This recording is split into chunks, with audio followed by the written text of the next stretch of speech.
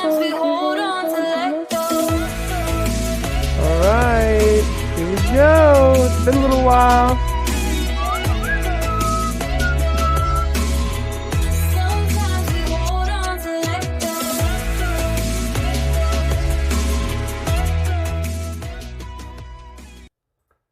Hey, welcome back everybody to StreamGeeks Live. It's been a little while, but we're starting to stream again regularly. Today we're talking about how to live stream virtual campus tours. And I just wanted to say hi to TD Smith on Facebook. Hi, Terrence. Terrence joined us in a live comedy show not long ago, so I wanted to say hi. You guys can join us in the Zoom meeting. So we actually have a live Zoom meeting. Some friends of mine are going to chit chat about the education space and how to do virtual events and virtual campus tours. I'm going to show you guys how to do it real quick, and then we're going to jump into a live tour of West Chester University. So I think we should just go ahead and get started. I see we've got some great guests here. Hi, everybody. Hi, Julia. Hi, Joyce. Hi, Jeff. Hi, George. Hey, Paul. Hey, everyone. Hey, everybody. George is joining us. George and Joyce are joining us from LiveU. Thank you for joining, guys. We have our LiveU backpack here, and that is a great piece of technology for learning how to do live campus tours. We're going to talk about that in our presentation. It's a pleasure to have you guys. Thank you We're for having glad us. to be here. So let's jump into a cool presentation because I want to start by showing everybody exactly how they can live stream virtual campus tours. And we've got a great place to do this. So the StreamGeeks, we're a group of video production professionals. We mainly do free tutorial videos, right? Tutorial videos and blog posts. We're from West Chester, Pennsylvania, and we're here with you live. So I just want to say hi to everybody. Thanks for joining. And we're going to go through how you can live stream a virtual campus tour. So first of all, we're going to demonstrate a live studio tour. That's here, right? So we're in the studio, and I know a lot of schools have podcasting studios and different things that they can do. There we go, where they can stream from. And I feel like that's important to have a host that can have a nice place to stream from. We're also going to show you how to interact and engage a Zoom audience. So you can take your live streams and your audience, whether they're students, prospective students, whether they're juniors in high school, seniors in high school looking at the campus, you can engage them from a one-way live broadcast and stream into an interactive Zoom session. And then we're going to show you how to live stream a campus tour. Now, this is a bit what our system looks like today. We have Zoom, which we've got right here, right? So we've got this large Zoom session here. And then we've also got our presentation, and that's what we kind of have the ability to include a host, a tour host, and a Zoom session. That could be a bunch of students getting to know each other, getting to know the faculty, getting to know the recruiters and college campus professionals that you want to meet them. So what's going on out there, by the way? Here we are in July of 2020. Campuses are shut down, and it's led to a surge in remote learning. But campuses are still an important value to students, and especially prospective students who are hoping to one day attend class in the fall, in the spring, in person. So why should you care as an educator, as somebody who works with schools and organizations? We want to keep students connected to their campus, and we want to show prospective students the campus and allow them to engage with students in the recruitment process, and also have alumni and have juniors and seniors and sophomores sharing this on social media and saying, hey, look, that's the campus. Hey, look, that's where I went to school. I believe it's a very powerful tool to leverage social media. So the plan today is to use a LiveU backpack with a camera to report live from campus. Because of the high heat and humidity today, we've decided to pre-record it, but that's generally the idea. And then we will communicate with a live audience via Zoom. And obviously, if you're watching on YouTube or Facebook, we are live streaming to Facebook right now and YouTube. So this is what happens.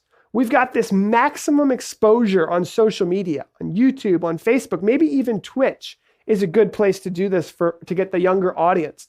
We've got Zoom running. So we've got this great opportunity to have Zoom meeting and breakout sessions and collaborate and meet students. And then we can even optimize our Zoom sessions to have breakout sessions where we can break out folks who maybe are looking at getting a small business, or what is it called, Michael? A master's degree, or versus students who are going for their bachelor's. So there's a lot of different ways. If you have a large audience watching on live streaming, you could have thousands of people watching live. You could have hundreds of people in a Zoom meeting. And then you might want to think about breaking everybody out into smaller groups where they can have more productive information. Here's a picture from a live stream we did recently with an IRL backpack. You do want to keep your eye on the chat room. So you want to, engage and talk to people and say hi and kind of chat with folks. And so say hi in the chat and we can kind of demonstrate that. And a lot of people are going to ask, well, why not just use Zoom with the cell phone? Why are you using this LiveU backpack? Well, Zoom doesn't really have 1080p, high definition, high bitrate quality. So that's why we're using the IRL backpack, the LiveU backpack here. And that's why we're doing that. You can use Zoom if you have a good Wi-Fi connection and a cell phone. But that's just something that you might want to consider for the higher quality. We're using the LiveU backpack. And so this is the way we've done it today. So basically we went out with a camcorder, we shot the live backpack, the live tour. And I used this little Sony GoPro that we usually connect to our LiveU backpack. We brought that footage back and we're going to live stream it from our studio. And then we are going to live stream to the cloud, which allows us to stream to, we're live on LinkedIn, on Facebook, and on YouTube.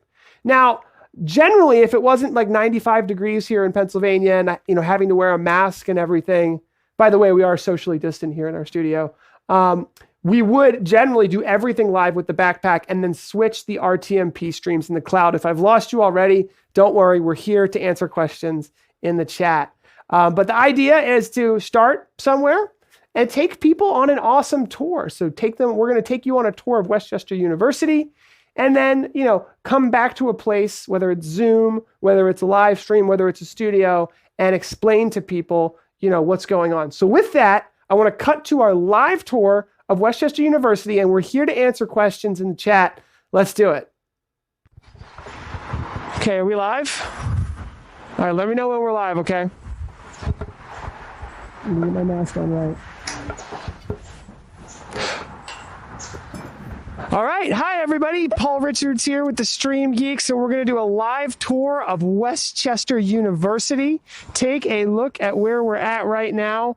We're at the Phillips Memorial Building in West Chester University and the Amelie K. Ashblund Concert Hall. Today, we wanted to give you guys an example of a live tour of a campus tour, because obviously there's a lot of prospective students who want to see the campus of the university that they're attending, but they're not able to for many reasons right now. So this is a beautiful building. It's been erected by the Commonwealth of Pennsylvania. West Chester University is a state school, so it's the #1 state school in Pennsylvania. And we're just showing off a little bit of what it's like to give a virtual tour today. I am using this LiveU backpack here, and we are recording this virtual tour, which we will broadcast on YouTube. So as we step outside this beautiful building here, you can see, a lot of folks are, the culture, right? So you can see there's a little rock that says, "Stay positive." This is what is so important about campuses, is the positive nature. Stay safe, be happy. These are the kinds of positive things that are all around these campus universities. We have something from Shakespeare here, Rembrandt, Lincoln, all these great thinkers, Darwin, Edison, Dante, Virgil, all these folks who are being memorialized here. And then we go right into campus. And again, it says be positive. There's a little Jesus rock there. And as you can see, we walk into what is known as the Quad, a very popular place in many universities. This is the West Chester University Quad we'll take a peek at.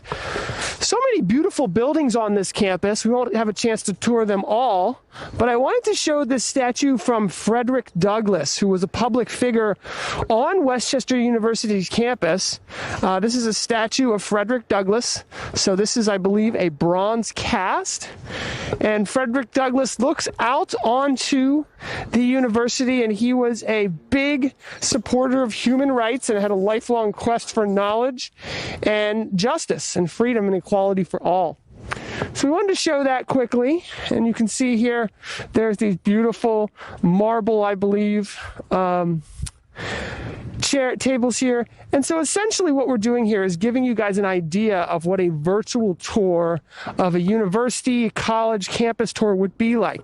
Now, obviously, it's important to look at the chat and communicate. We're also going to be showing you guys how to use Zoom video conferencing to really bring students in to that virtual environment, where you have the ability to communicate with them, walk them through, with your admissions or your recruitment teams, and really talk to the students and get them from a live streaming perspective where you have maximized exposure on social media.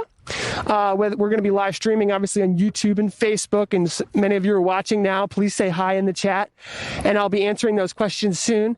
And then also you have the ability to communicate with them in small breakout rooms on Zoom and help answer questions live from students, and maybe have students who are alumni or who are current members attending your school who might want to share the live stream out to other members, prospective students, so they can kind of get a feel for what it's like to be on campus. And that's why it's so important to do a lot of this stuff live, because it's fun and it's exciting and you can engage with students and talk to them.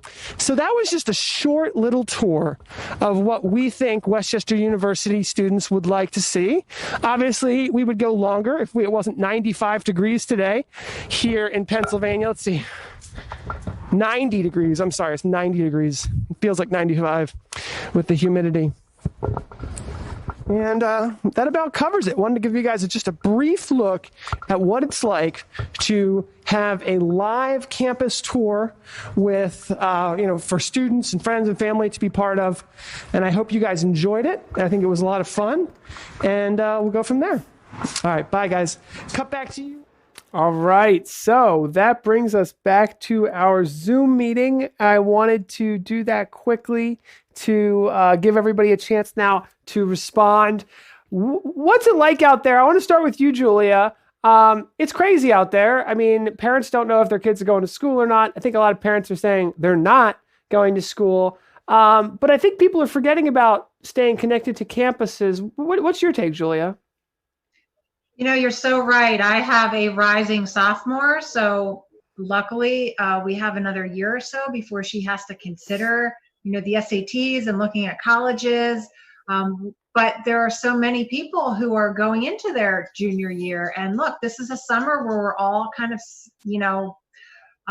staying home. We're not going on those campus tours right now, and there's been so much activity and discussion surrounding going back to school. Is it going to be in person or remote? But what about just making that decision for the future?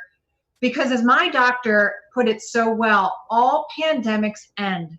So we are not in this forever. There will be in-person events and school and work and things like that in our future. But tours like this, where we can utilize a live view and go remote, are so important to engage those future students.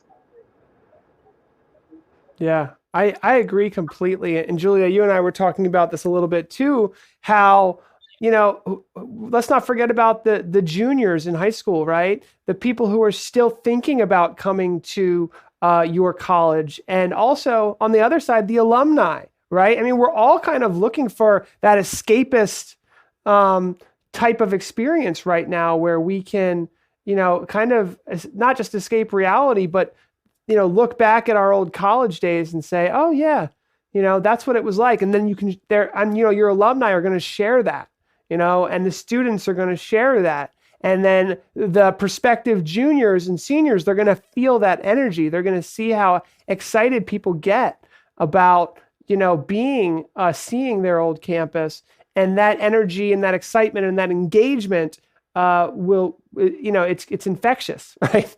In a good way. Exactly. That's one time we can use that word in a more of a positive way. But yeah, I mean, I certainly think that for the foreseeable future, many institutions are going to opt for keeping their instructors and their student population safe.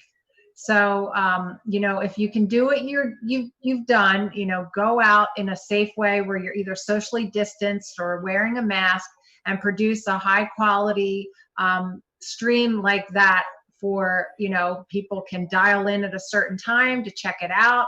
They can go back and watch it later. But it's just, it's a huge factor in the decision making for your high school students where they're going to want to study, especially if living on campus is a priority for them.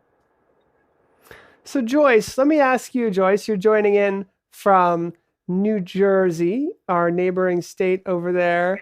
What did you think, Joyce, and what are you thinking about live streaming campus tours?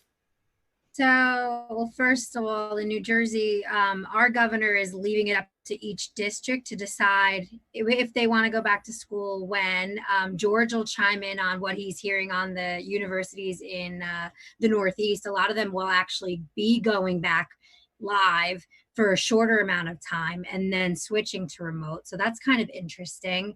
But we're seeing that whether you need live for in-person for instruction while everybody's remote, or if you want to still do events or college sports, it's definitely, you need a live element to bring people in, because you're not going to have that audience live for the most part. So it's crucial. We've seen, schools that haven't done live reaching out to us, as George calls, we're taking orders. We've got people coming directly to us because they need to go live. They need a way to connect the alumni, the students, the faculty. So we're here to help. And I think I'll toss it to George for a little bit more of the, what he's seeing. He's working directly with schools day to day. What are you seeing out there, George? Yeah, well, good to have you, by the way. Yeah, nice to be here. First off, I have to compliment you, Paul, on that picture of you in a suit. I've never seen that before. I just think you look great. But no, but I have both my kids in college right now. One in Penn State, one in California State University, Pennsylvania, and they're both schools are taking different approaches. One hybrid, one full time. Going back, and it's very interesting when you're talking about these tours and the virtual tours, and there's schools that have things that have been posted up for you want to come and see our school, look at our virtual tour. It's posted on the website, and it's 5 years old, right? It has just old stock footage and things that are not relevant. And I think parents today want to see what the school looks like today, what the grounds look like today, what's the vibe of the school today, right?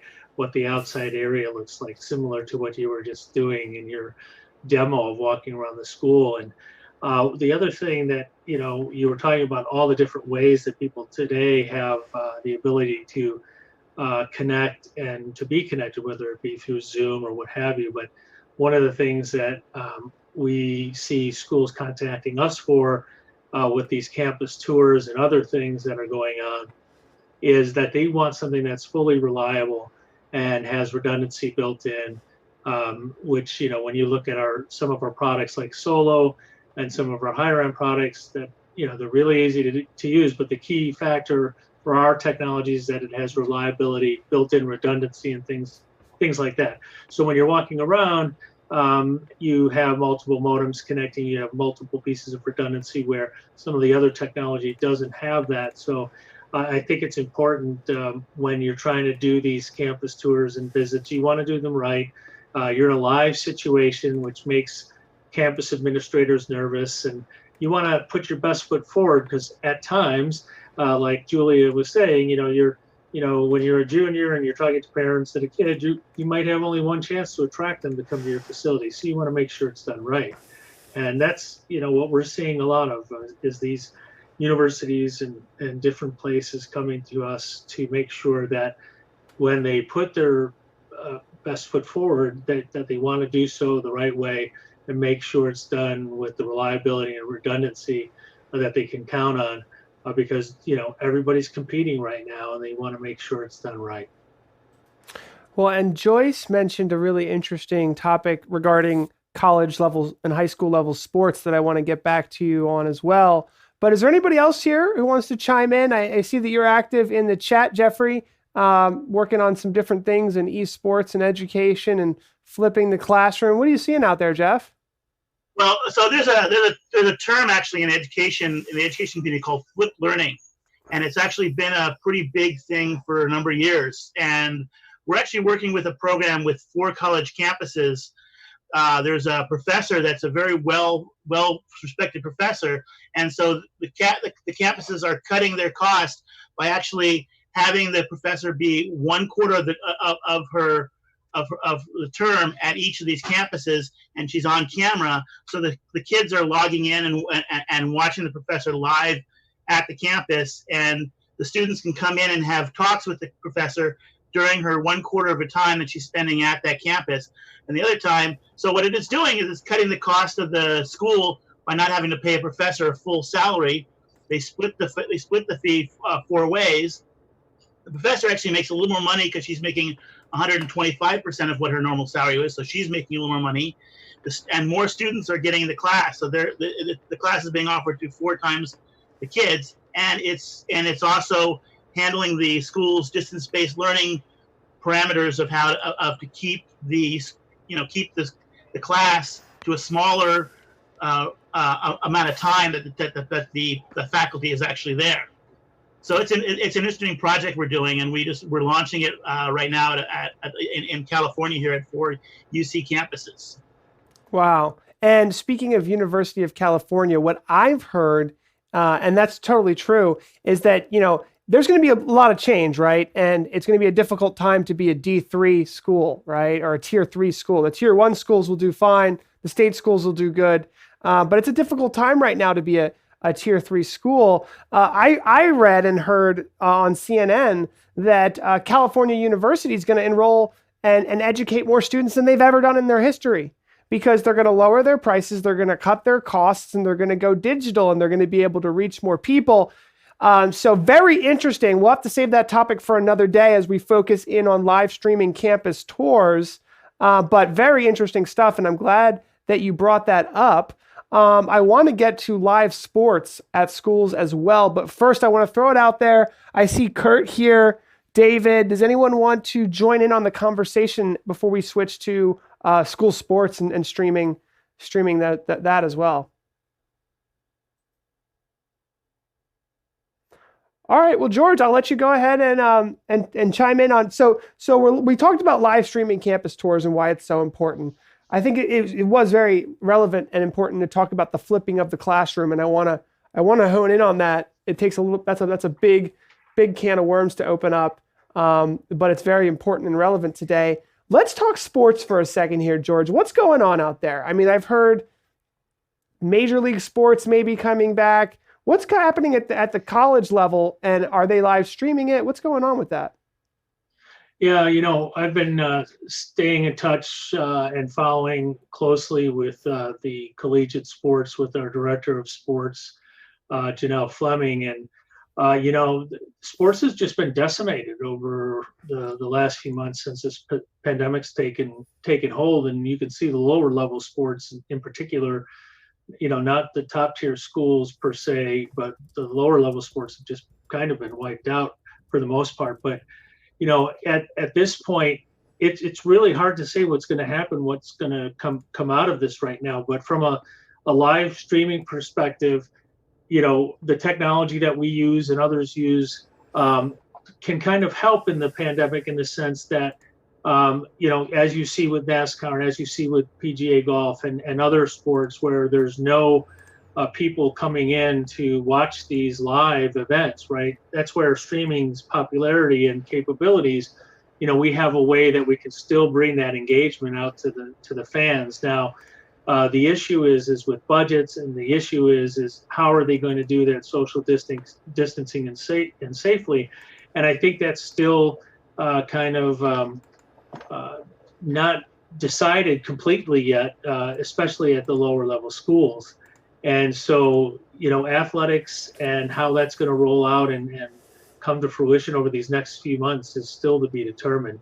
I don't know, Joyce, would you agree with that assessment from Yeah, what I you've would heard? agree. I mean, some of the schools are, they're hopeful that things will come back. And I think they want to use this time to budget and get ready for what would be coming. They obviously know that they need less people and they still need to create content. I mean, I feel like every industry right now, while everybody is home, we need to create content because we need to keep people connected. So I think everybody right now is planning, they're hopeful that sports will come back. How can they do it effectively with less people on site? And that's where, we would talk about a solution like our wireless at-home production solution, where you're literally just sending a couple of camera operators on site and everything happens back at a remote location. So that keeps everybody safe and you still can do high volumes of content without spending a ton of money, not rolling in a truck or anything like that. So that's something. Yeah, go ahead, George. Yeah, just one other thing too. There's been, part of the COVID relief act that Congress put together and the president was this CARES Act. I don't know if you heard of that, but the CARES Act for technology education. Part of the money that the governors have at their fingertips is, a few $1 billion that was put together for emergency education relief funding. And so this is going out to the governors in all the states where they can use some of this funding. It's made for, other things aside from technology, but there's a good chunk of this funding in the CARES Act for education that allows these schools to use part of the education stabilization funding for technology specifically. And so I think you're going to see a lot of the institutions, high school, K-12, universities, use some of this CARES Act funding for technology improvements and enhancements, including live streaming, and that will help, I believe, some of these universities in athletics and other areas where we may not get back to normal this year at all. Just showing the LiveU unit there a little bit. It's always been so fun for us to use our LiveU unit for conferences and trade shows and, for live streaming campus tours. So we thought we would bring these guys in. They're talking with a lot of universities and colleges. Any final thoughts, Julia, on your end? I know you have kids who are looking at colleges who are in that time. And, everyone's research happens online now. There's no more, hey, let's get into the car and do a road trip and, stop at a bunch of colleges. So this is something that I think colleges really need to pay attention to, because this is the way to experience a campus, at least in the short term, right? That's right, Paul. And as George, emphasized, it's a great sales and marketing tool for colleges and universities. So, they can, do that content live, or they can, pre-record kind of as you guys did today. And, with that, the technology of the LiveU, it's a great option to, if they want to debut it or let's say premiere it, like a premiere on YouTube, something like that, and create a lot of buzz around it. So there's just so many things that schools can do from a marketing perspective to tap into that student population. And, all the kids today are on social media like Instagram and Snapchat. So I'm sure all of the schools out there have thought about this in their marketing and public relations departments, how to kind of coordinate some of those social media efforts. So it's a really difficult time, but I mean, they have such a captive audience right now. Well, that's a good silver lining to think about. And I'll say that if I was in those shoes, that's the best thing to do is put yourself in the shoes of a student who's a junior, or if you're a senior, maybe you've already, it's too late, right? I mean, seniors at this point, they have made their decision. They kind of know where they're going. It's a difficult time to be a senior, that's for sure, in high school. But everything's being reinvented. I mean, if you're a sophomore, a freshman going into sophomore year, are you going to want to stay home? That's a tough choice to even make. Do you want to bring on that household debt just to go to another semester of college that you don't even get to go to? You have to be in your parents' basement, right? For a lot of students. So with that being said, colleges really need to be more engaging virtually and online in more ways than one.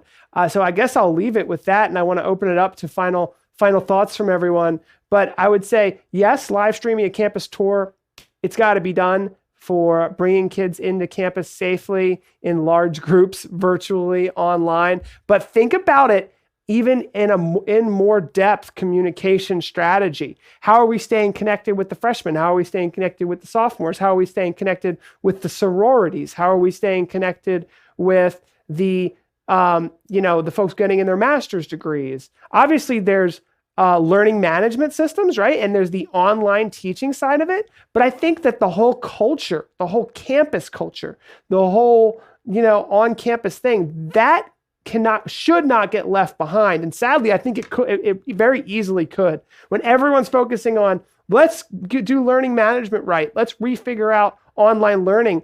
But yet, let's be honest, what do freshmen and sophomores, many of them, really care about? I mean, they want to meet other kids. They want to have a campus experience. They want to hang out at the quad and play Frisbee. I mean, let's be honest, that is a selling point. And temporarily it's gone, but we got to fill that gap. And I feel like ringing the bell on that a little bit and saying, hey, there's another big part of this that I think a lot of communication departments are missing the boat on, and you don't have to. You just got to learn how to do a little bit of live streaming, include the Zoom sessions, coordinate, and be a mini event planner, a virtual event planner where you can get kids together who are of like minds, who go to the same university, maybe bring the alumni in, use that great email list that you have. And I know it's scary, but the StreamGeeks have a lot of great information. In fact, I wrote an entire book. I'll grab it really quickly because this is one that I think that people should read. It's called The Virtual Ticket. And it's literally about how to host virtual events. And I think that a mini virtual event is a campus tour. But let's think deeper and go wider and invite the alumni and invite not just prospective students, but existing students. And so with that, I'd like to open it up to everybody for final thoughts on maybe response to that and forward thinking into the fall, what we expect to see. Do you want to start, Joyce? Sure. And then we'll go to Jeff. Yep. So what we've realized, in this whole pandemic situation, I mean, we've been very lucky that, we have different solutions at scale for, what the broadcasters need, what house of worship, education. So we have something for everybody. And what we've learned is that live is necessary to stay connected with whatever. If you want to get messages out to people, if you want to have two-way communication, it's absolutely necessary. Life is very uncertain right now, but what we know is that we need to get messages out. So it's crucial to do it live. And like I said, we're here for whatever you need, whether schools do go back full-time, hybrid, we're there for every different milestone, whether it is the campus tour or the special event. Maybe you're having a speaker come to the school and there's going to be no audience. We're here to help that go live and for people to get information. How about you, Jeff? Any response, final thoughts on that? First of all, I want to say I love your virtual ticket, but my favorite book, of course, is this one right here. So, but I wanted to.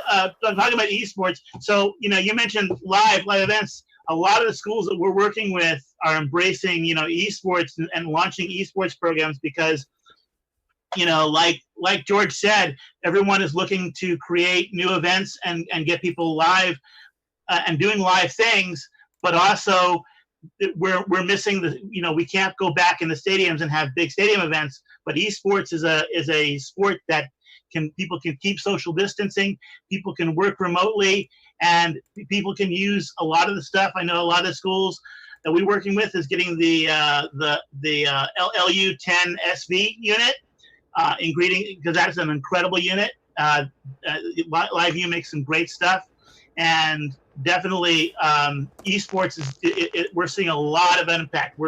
Our company is growing big in the esports, building esports teams for schools. So. Well, I'm glad you mentioned that. Esports is huge right now. And, thank you for the plug. I did write a book called Esports and Education for those educators who weren't unsure about esports. And, it really is going to be so important in the fall. I can't, express how important it really is going to be. Not only, kids are playing more video games than ever before in history right now. We're at home. It is a replacement for in-person sports in many ways. We're seeing that with professional sports, actually playing virtual sports just in this segue. But I digress. Everyone has a chance to do a final response before we wrap up. How about you, George? What are you thinking? Well, I'm thinking I got to write a book first off. But aside from that, no, I think esports are huge. And, look, right now, as far as on the academic side, everybody wants and agrees, I think, that teaching, being in an environment with other students and your faculty advisors, whether it be high school teachers, K through 12, or collegiate colleges or what have you, and universities, that's the way everybody wants to learn. It's not an online world. I think it's always that interaction with students and having that touch point. That's where everybody wants to be again. And I think, as Julie mentioned, we're not going to be in a pandemic forever, and we can't wait to get out of it. And I think the second piece to that is athletics. Sports is a huge thing for this country and this world, and everybody wants them to come back. And they start in high school and grade school, and they go into college and professional sports, and that's a massive thing for everyone. And we all want that and see that coming back. So, your topic today was virtual tours, but as you can see, the topic extended into many, many other things, and they all kind of dovetail off of each other. And live streaming touches all of those things. It really does, and it has a place in all of those things. It's no longer just broadcasting off of a van and a satellite truck. Live streaming and engagement, as you mentioned, and how you engage with chats and personal Instagram accounts and interactions with everyone.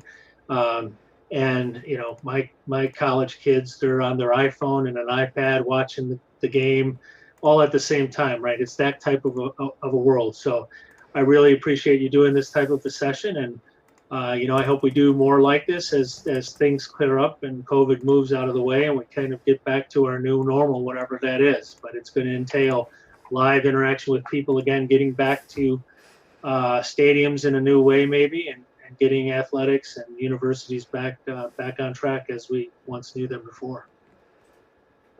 Thank you. Kurt, do you have anything to say? Or maybe Stuart, anyone that want to give a final note before we close? In this meeting, I'm sort of a voyeur. I'm new to the world of streaming, and my interest really is what have been called hybrid events for organizations that either have low or no budgets for it. And the new normal, even as we come out of the pandemic, I think for these groups is to have their meetings be hybrid, because that's the audience that they now are going to see that they need to serve. I belong to a church that has 2 physical campuses, and right now we're talking about having 3. The 2 physical ones plus the virtual one, the online one. And there are small groups here that I think going to want to support in a hybrid model, and we don't have a budget for it. So I'm a voyeur here. I'm interested in this world of streaming, but not to this scale. So with that, I'll shut up. Well, I'm glad that you are here. Stuart, I see you're joining from an iPhone. Do you have any comments you'd like to chime in on before we wrap up? I so appreciate the work you're doing. I apologize for being late. My tone didn't go off for me to get on time to see the whole show. I'm working for a company where we do virtual training programs, and we use breakout rooms a lot. And I'm trying to work out a way to set it up so people can use like a vMix call into it and set it up and teach well, and still be able to see teachers and gallery views and all that. So I was very curious, and again, sorry, and I'll catch you another time. But thank you. Yeah, no, my pleasure. Thank you for being here. I wanted to mention, if anybody would like the copy of today's presentation, you can go to streamgeeks.us/campus.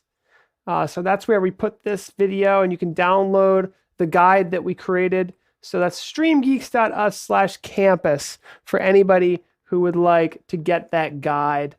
Published today on a live tour that we did, and we have a great group of folks here. Thank you all for joining.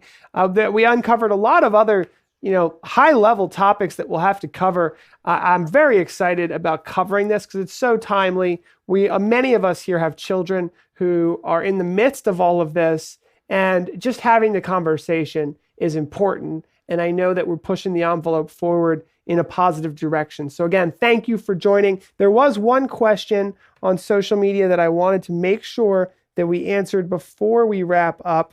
That's what this is all about, right? So here it comes from Rob. Do you know if it's possible to, he says, suck a Zoom feed into ManyCam or eCam? I saw your tutorial on Skype, but possible with Zoom. Yes, I would not call it sucking a Zoom into ManyCam or eCam. I would call that a desktop capture. We do have 2 great tutorial videos on this, on how to do this with OBS and how to do it with vMix. ManyCam and eCam are very similar. So I would check those out. It requires a desktop capture for video, virtual audio cables, as well. And then he's saying, I know we can push the stream from ManyCam or eCam to Zoom, but the other way around. So the other way around, again, is also documented. Check out our videos on StreamGeeks. I have documented that a few times now because we keep getting that question. Sending the audio and video back from Zoom, again, requires a desktop capture, but also a virtual audio cable, 2 of them, one for the microphone and one for the speaker. And right now I am using an in-ear audio system so I can hear the Zoom session, but that's how we do it. You saw it here live today, and we've got some great videos on how to do it. We're always here to help you guys and answer questions live. So thank you for that. Rob from the UK, that's our show. Thanks for joining, everybody. Take care.